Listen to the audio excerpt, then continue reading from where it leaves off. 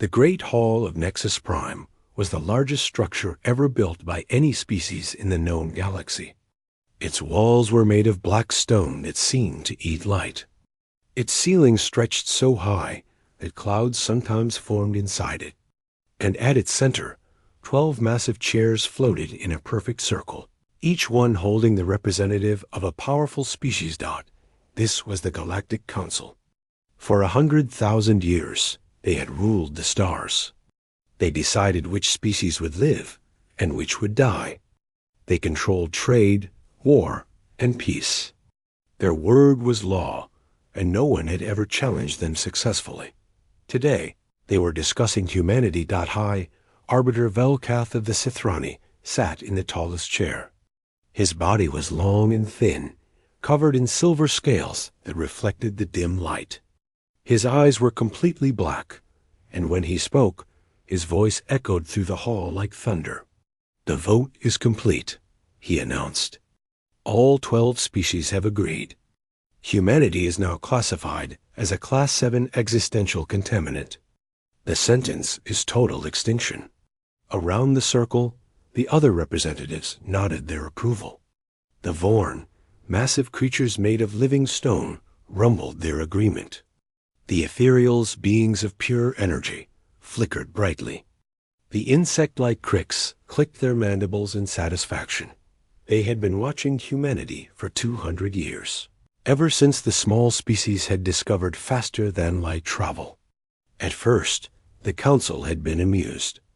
Humans were so small, so fragile, with lifespans of less than a century. They seemed harmless, but then the council noticed something troubling.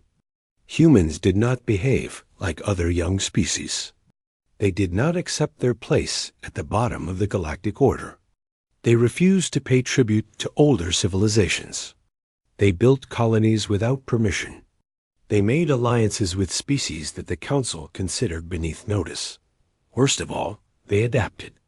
In just 2 centuries, human technology had advanced faster than any species in recorded history. They learned from every culture they encountered. They took ideas and made them better. They asked questions that no one had asked in millennia. The council had seen this pattern before. Twice in their long history, a species had risen too fast and challenged the old order. Both times, the galaxy had burned in terrible wars that lasted thousands of years. They would not let it happen again. "The purification fleet will depart in 30 cycles," Velkath continued. 2 million warships will enter the Sol system and cleanse the human homeworld. Their colonies will be quarantined. Within 100 years, the human species will cease to exist. Ambassador Kreth of the Vorn leaned forward, his stone body grinding as he moved. "Should we not offer them a chance to surrender? Perhaps they would accept tributary status if they understood the alternative." Velkath's thin lips curled into something like a smile. "We sent them an ultimatum 6 cycles ago. They were given the choice: submit completely or face extinction. They have not responded." "Perhaps they are considering the offer," suggested the ethereal representative, her voice like singing light. "Perhaps," Velkath agreed. "But it does not matter. Even if they surrender now, the vote has been cast. Humanity has proven itself too dangerous to exist. Their adaptability is a threat. Their defiance is a disease that could spread to other species. They must be removed." The council moved on to other business. They discussed trade routes and border disputes. They approved mining rights and settled old arguments. Humanity was barely mentioned again. To them, the matter was already settled. The humans were simply too small, too weak, and too new to present any real challenge. But as the cycles passed, something strange happened. Earth went silent. The council had expected panic. When other species received death sentences, they always reacted the same way. They begged for mercy. They offered everything they had. They turned on each other, hoping to save themselves by betraying their leaders. It was predictable and pathetic. Humans did none of these things. For 30 cycles, Not a single transmission left the Sol system. The Council's spy probes reported unusual activity. Human ships from every colony were returning to Earth. Massive construction projects were underway in orbit. Energy signatures were building that the probes could not identify. What are they doing? Velkath demanded during an emergency session. Unknown, replied the Crick's intelligence chief. Our probes detect significant industrial activity, but the humans have deployed some form of interference field. We cannot see details. Are they building a fleet? Possibly. But even if they converted every ship and factory to military production, they could not produce more than 15,000 vessels. Against 2 million, it would be meaningless. Velkath considered this. The mathematics were simple. Humanity had no chance. Even if they fought with perfect skill and endless courage, they would be overwhelmed in days. Perhaps they were simply preparing to flee, scattering into the void in hopes that some might survive. It did not matter. The Council had hunted species before. They were patient. They would find every colony, every ship, every last human, and they would finish what they started.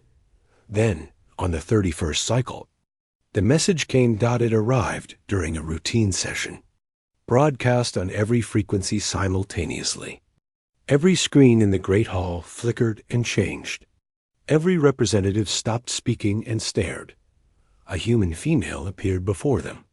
She was small, as all humans were.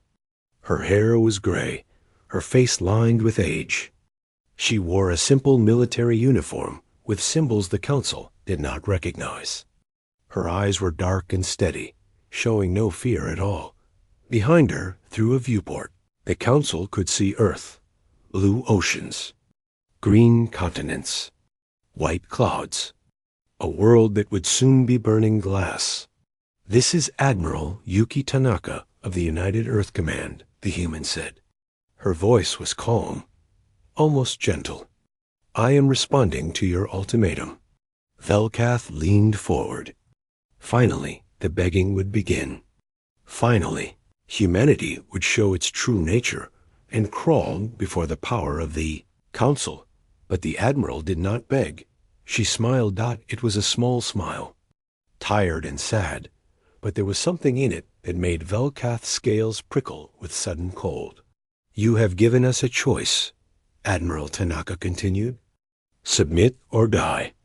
We have discussed this choice for 30 days. Every nation, every colony, every human being has considered your offer very carefully. She paused, and her smile faded. We have made our decision, and we think you should hear it directly. The transmission ended. The Great Hall fell silent.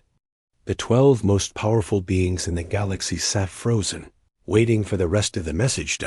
It would arrive soon, and nothing in the galaxy would ever be the same. Admiral Yuki Tanaka stood at the great window of her flagship, the UEC Defiance, and watched Earth rotate slowly below. She had seen this view 1,000 times, but today it felt different. Today, it might be one of the last times the planet was beautiful. Even after centuries of war and pollution and recovery, it remained the most precious thing humanity had ever known. Blue oceans sparkled in the sunlight. Clouds drifted across green continents. Cities glowed like scattered jewels on the night side. 8 billion people lived down there. 8 billion souls who had just been sentenced to death by creatures who had never even met them. Behind Tanaka, the door opened. General Marcus Cole entered, his boots heavy on the metal floor. He was a large man with dark skin and tired eyes. He had been fighting humanity's battles for 40 years, and now he faced the last one. The fleet is assembled, he reported. 12,417 ships. Everything we have. Tanaka nodded without turning around. And the colonies? Recalled. Every ship that could make the journey is either here or on the way. We stripped the outer settlements completely. Mars, Europa, Titan, They sent everything. How long until the Council's fleet arrives? 6 months. Maybe less if they push their engines. Tanaka finally turned to face him. 6 months to prepare for 2 million warships. Do you think we can win, Marcus? Cole was silent for a long moment. They had known each other for 30 years. They had fought side by side in the Colony Wars and the Titan Rebellion. They had never lied to each other. No, he said simply. We cannot win. The numbers are impossible.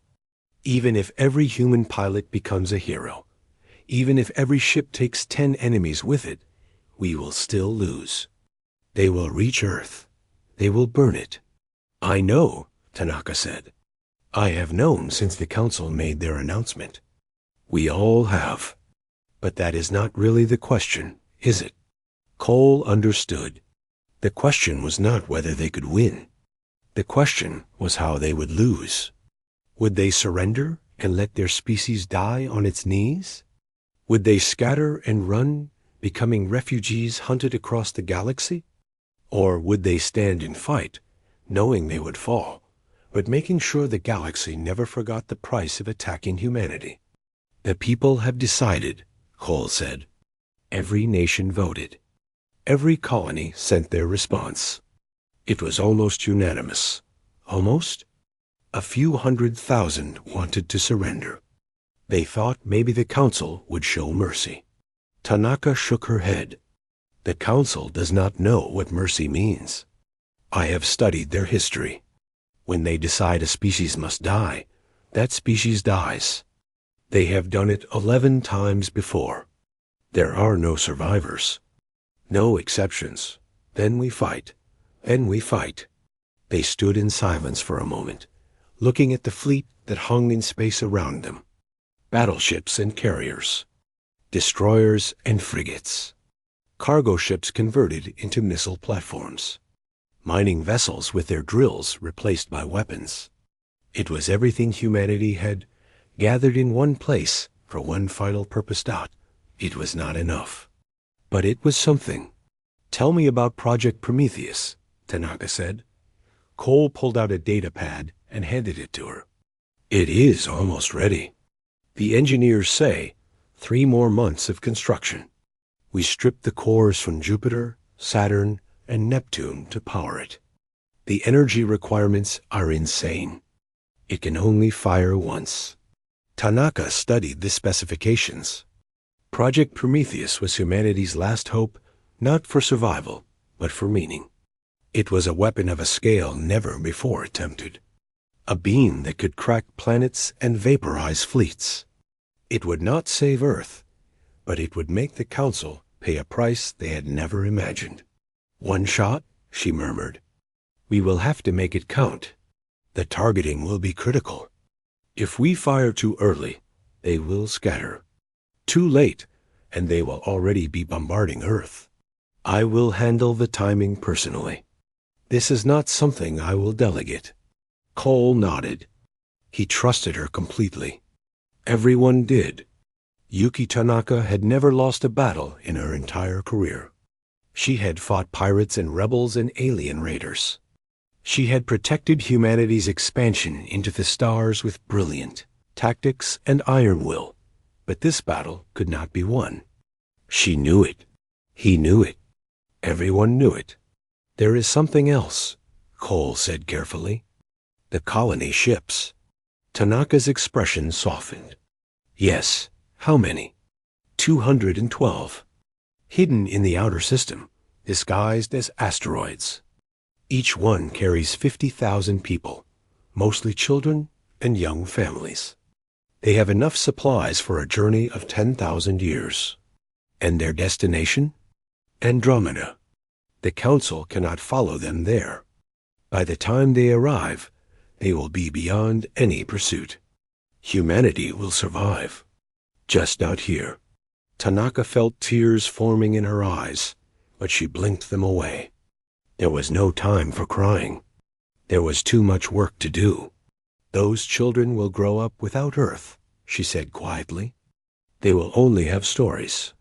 Memories passed down through generations. I wonder what they will think of us. They will know we fought, Cole said. They will know we did not go quietly. And maybe, someday, they will come back. Perhaps. Tanaka straightened her uniform and composed herself. But that is for the future. Right now, we have a message to send. She walked to her command chair and sat down. Around her, the bridge crew worked at their stations. They were young, most of them. They should have had long lives ahead of them. Instead, they would probably die in 6 months, fighting against impossible odds. Not one of them had asked to be reassigned. Not one had tried to escape on the colony ships. They had chosen to stay and fight. They had chosen to be part of humanity's last stand. Open a channel to Nexus Prime, Tanaka commanded. It is time the Council heard our answer. The communications officer looked up, his face pale but determined. Channel open, Admiral. They are receiving. Tanaka looked directly at the camera.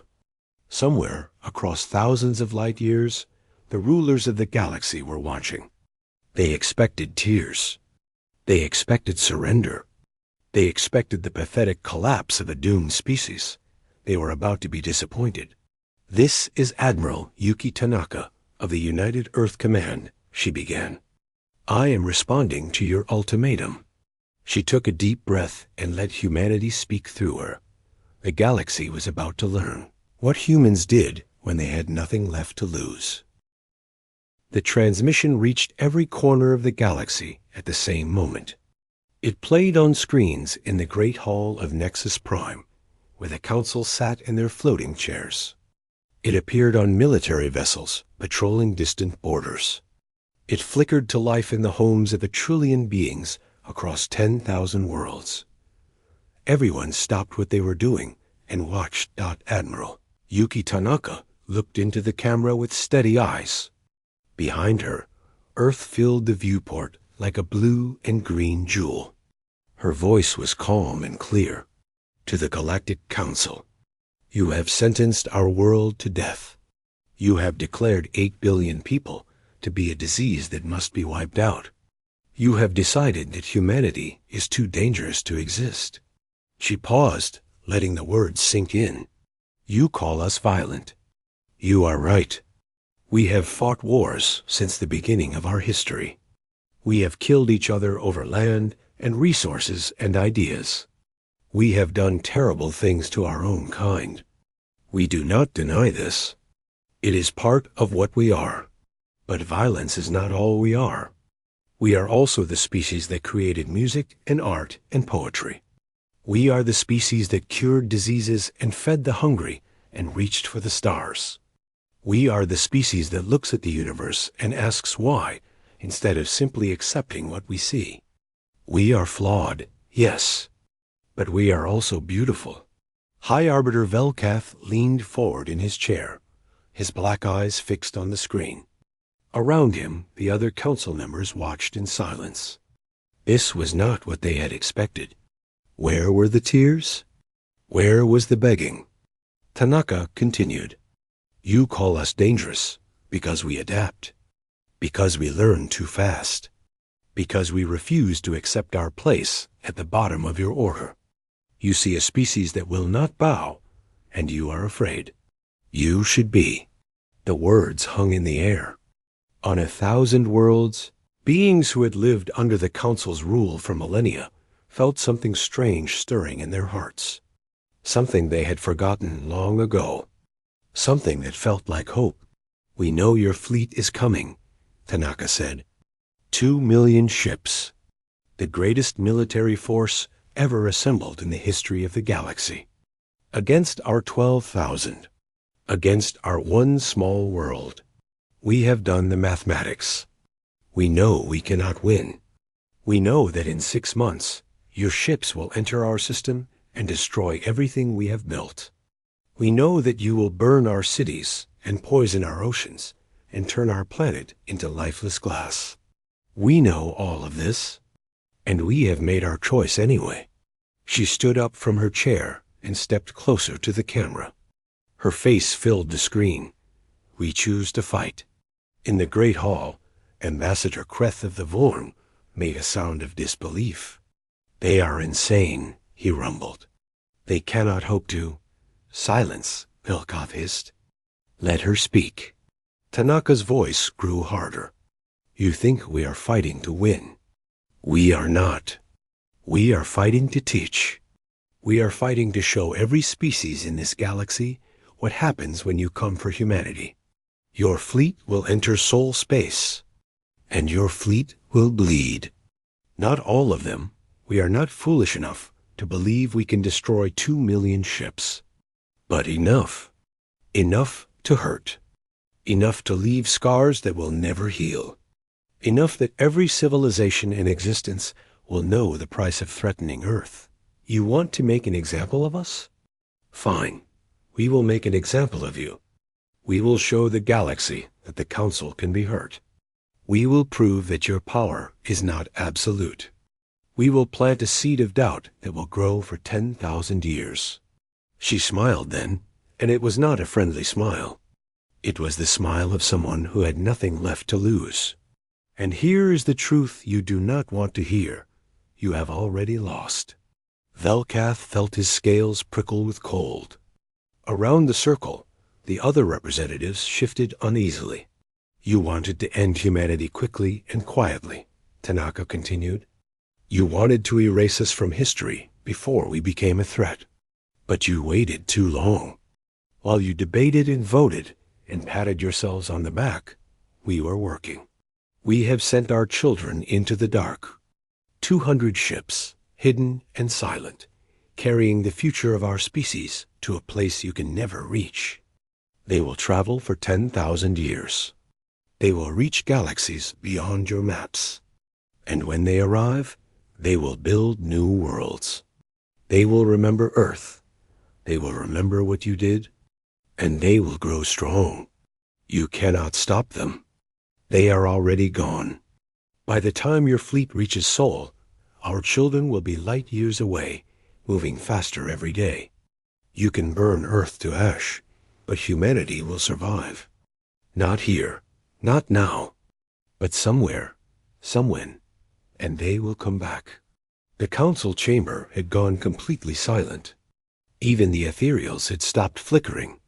Every eye was fixed on the small human woman who stood before them without fear. So this is my message to you, High Arbiter. This is humanity's answer to your ultimatum. Tanaka's voice dropped to something almost gentle. We are not surrendering. We are not running. We are not begging for mercy. We have looked at your sentence, and we have decided that death is better than slavery. Extinction is better than submission. We would rather burn, standing up and live on our knees.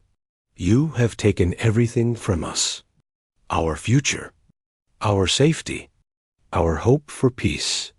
And in doing so, you have made us more dangerous than you can possibly imagine.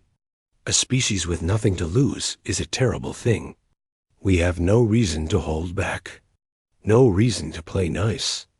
No reason to show restraint. You wanted a fight? You have won. Come to Sol. Bring your 2 million ships. Bring your ancient weapons and your superior technology and your endless confidence. We will be waiting. She raised her chin, and her eyes seemed to burn with an inner fire. My name is Yuki Tanaka. I speak for humanity. And this is our final answer. We will not go quietly into extinction. We will rage against the dying of the light. We will fight with everything we have. And when the last human falls, when the last ship burns, when the last voice goes silent, the galaxy will know that we were here. We were here, and we were magnificent. The transmission ended. The screen went dark. And across 1,000 worlds, 1 trillion beings sat in stunned silence, trying to understand what they had just witnessed. A species facing certain death had just declared war, and they were smiling. The purification fleet arrived at the edge of Sol space on a cold morning in March. 2 million ships, stretching across thousands of kilometers of empty void. They came in perfect formation, their weapons charged, their crews confident. They expected a quick and easy slaughter. They found a death trap. The humans had spent 6 months turning their solar system into a fortress. Every asteroid had been hollowed out and filled with weapons. Every moon had become a military base. Jupiter's storms hid missile platforms that could fire thousands of warheads per minute. Saturn's rings concealed mines that could tear through the heaviest armor. And waiting at the heart of it all was the human fleet. 12,000 ships formed a wall of steel and fire at the edge of Mars' orbit. They were tiny compared to the Council's massive dreadnoughts. They were outnumbered by more than 100 to 1. But they did not run. Admiral Tanaka stood on the bridge of the Defiance, watching the enemy fleet fill her screens. She felt no fear. She had made peace with death long ago. All that remained was the fighting. "All ships," she said into her communicator. "This is Admiral Tanaka. The enemy has arrived. You all know the plan. You all know the odds. And you all know why we are here." She paused, looking at the faces of her crew. They were pale but determined. Not one of them trembled. "Today, we show the galaxy what humanity is made of. Today, we buy time for our children to escape. Today, we make the Council pay a price they will never forget. And when we fall, because we will fall, we will do so with honor. Fire at will." The battle began. The first wave of Council ships pushed into the asteroid field, expecting to brush aside the human defenses like cobwebs. Instead, they met a wall of missiles and energy beams that tore them apart. Automated platforms fired from hidden positions. Ships disguised as rocks suddenly came to life and rammed into enemy cruisers. In the first hour, the Council lost 10,000 vessels. They pushed forward anyway. They had numbers on their side. They would simply overwhelm the human defenses through sheer force. But the humans did not fight like normal species. They fought like they had nothing to lose because they did not. Pilots flew their ships directly into enemy engines, sacrificing themselves to disable ships 100 times their size. Marines boarded Council vessels and fought to the death, never surrendering, never retreating. Even civilian ships joined the battle, ramming dreadnoughts and detonating their reactors to take enemies with them. A freighter captain named Chun Wei flew his cargo ship into the mouth of a Council carrier's landing bay and exploded his fuel tanks. The carrier, carrying 2,000 fighters, became a fireball that destroyed everything around it. A squadron of young pilots from Mars, none of them older than 25, held the line at Phobos for 3 hours against 100 enemy destroyers. They died one by one, each pilot taking as many enemies as possible before they fell. Their names would be remembered for centuries. Admiral Tanaka led from the front. The Defiance was everywhere at once, coordinating the defense, striking at weak points, rallying ships that began to waver. She fought for 11 hours without rest, her ship taking hit after hit, her crew falling around her. When a Sithrani railgun finally punched through the Defiance's bridge, Tanaka was still standing at her command chair. Her last words were broadcast to the entire fleet. "Hold the line. Prometheus is almost ready." She died with her eyes open, looking at Earth. The battle raged for 3 months. The Council pushed deeper into the solar system, but every kilometer cost them dearly. They lost ships at a rate they had never experienced before. Their soldiers began to whisper about the humans, about their refusal to surrender, about their suicidal courage, about the look in their eyes when they fought. Mars fell after 6 weeks of orbital bombardment.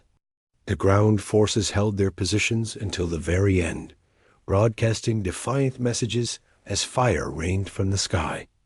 The last transmission from Mars came from a sergeant named James Okonkwo, standing in the ruins of Olympus City. "Tell my children I love them. Tell them we never gave up." The moons of Jupiter fell next, then the stations around Saturn, then the bases on Neptune's cold surface. One by one, humanity's outposts went dark, but each one took 100 times its number in enemies. When the Council fleet finally reached Earth orbit, they had lost 400,000 ships.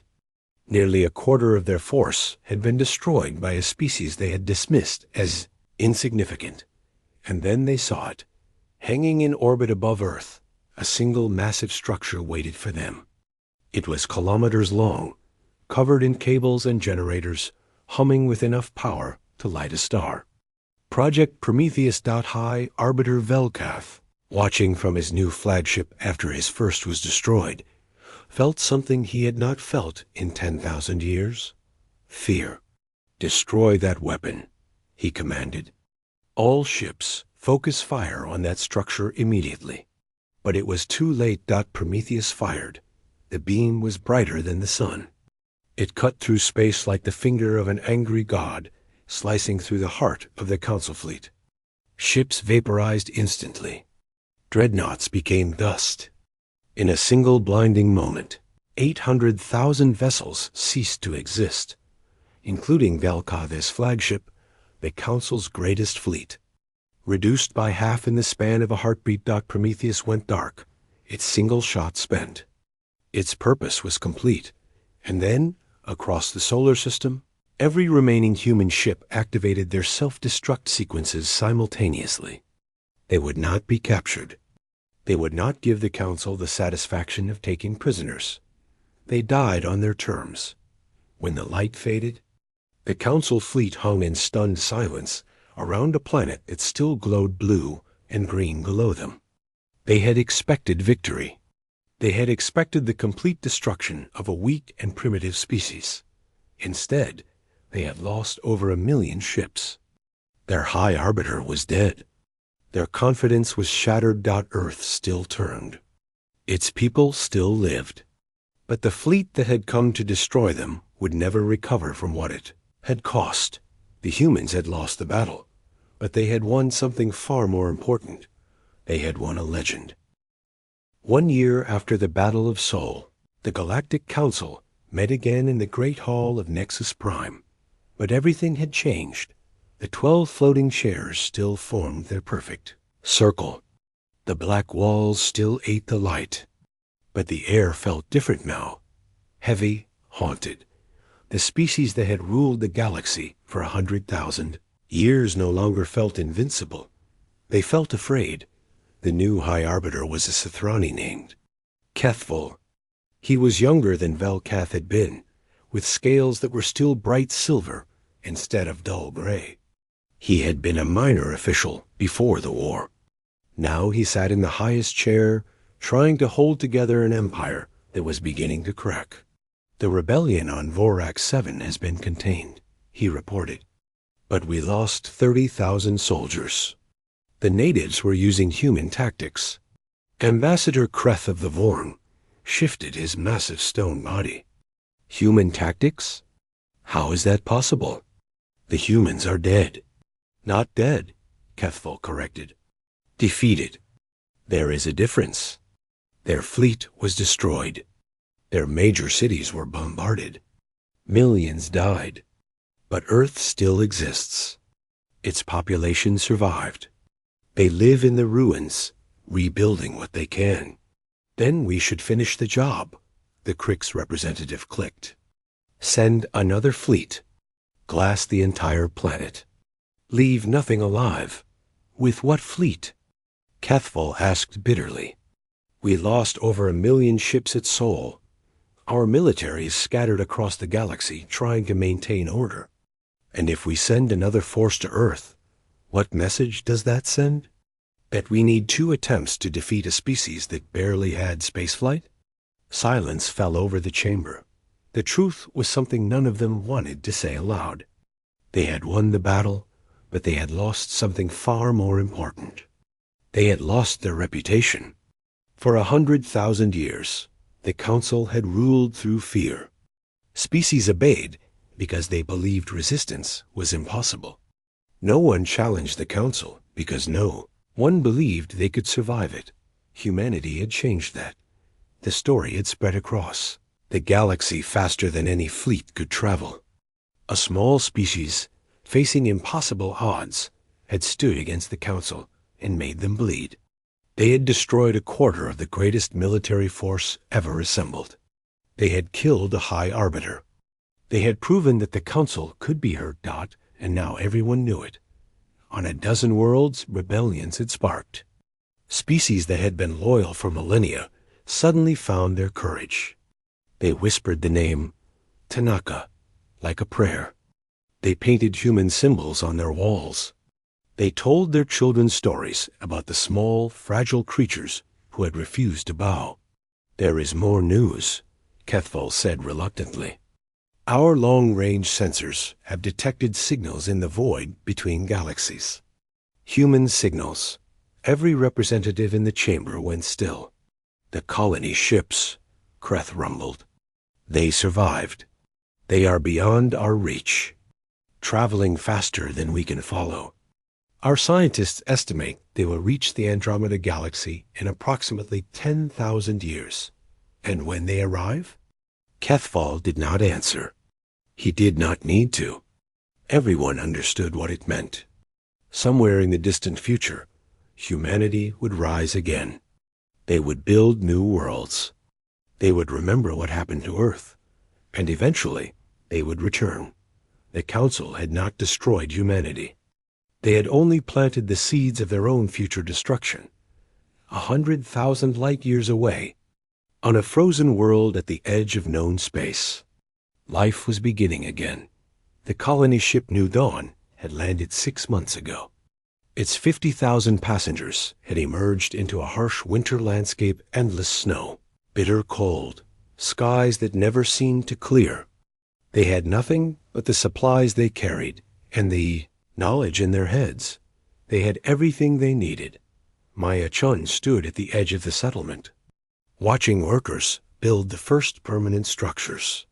She was 32 years old, an engineer from what had once been Singapore. Her husband and parents had stayed behind on Earth. She would never see them again, but she carried their memory with her. She carried the memory of everyone who had fought and died so that the colony ships could escape. A little girl ran up to her, cheeks red from the cold. Her name was Yuka, named after the Admiral, like half the children on the ship. "Mama, when can we go home?" Maya knelt down and pulled her daughter close. "This is home now, sweetheart. Earth is far away, but I want to see the blue oceans, and the green trees, and the cities with all the lights." Maya smiled sadly. "Someday, maybe your children's children will see those things. We are going to build something new here, something wonderful, and we are going to remember where we came from. Will we go back?" Maya looked up at the gray sky. Somewhere beyond those clouds, beyond the endless dark between galaxies, Earth still turned. Humans still lived there, surviving in the ruins, rebuilding slowly. And the Council still watched, afraid of what humanity might become. "Yes," she said. "Someday we will go back." That night, the colony held its first celebration. They built fires and shared food and told stories about the world they had left behind. Old people wept for friends and family they would never see again. Children listened with wide eyes to tales of blue oceans and green forests. And when the fires burned low, someone started singing. It was an old song, something from before the war, about hope and perseverance and refusing to give up. Others joined in, their voices rising into the cold night air. 10,000 light-years away, on Earth, survivors huddled in underground shelters and dreamed of the stars. 100,000 light-years away, on Nexus Prime, the rulers of the galaxy looked at each other and wondered what they had unleashed. And somewhere in between, sailing through the endless dark, 200 ships carried the future of humanity toward a destination they would never live to see. The Council had wanted to make an example of humanity. They had wanted to show the galaxy what happened to species that refused to submit. Instead, They had created a legend dot in the centuries that followed. The story of Earth's last stand spread to every corner of the galaxy. Species that had never heard of humanity before now spoke the name Tanaka with reverence. Children grew up hearing about the small, brave creatures who had chosen death over slavery. And slowly, quietly, the galaxy began to change. Rebellions grew stronger. The council's grip loosened. Former servants started to believe that maybe, just maybe, they did not have to live on their knees, all because one small species had looked at impossible odds and said, "We will fight anyway." The last words of Admiral Tanaka's message were carved into monuments on 1,000 worlds. We were here, and we were magnificent. Humanity had lost everything. Their homeworld was in ruins. Their fleet was destroyed. Their people were scattered across the universe. But they had won something that could never be taken away. They had won immortality, and somewhere in the dark between galaxies, the children of Earth sailed onward, carrying their story toward a future full of stars.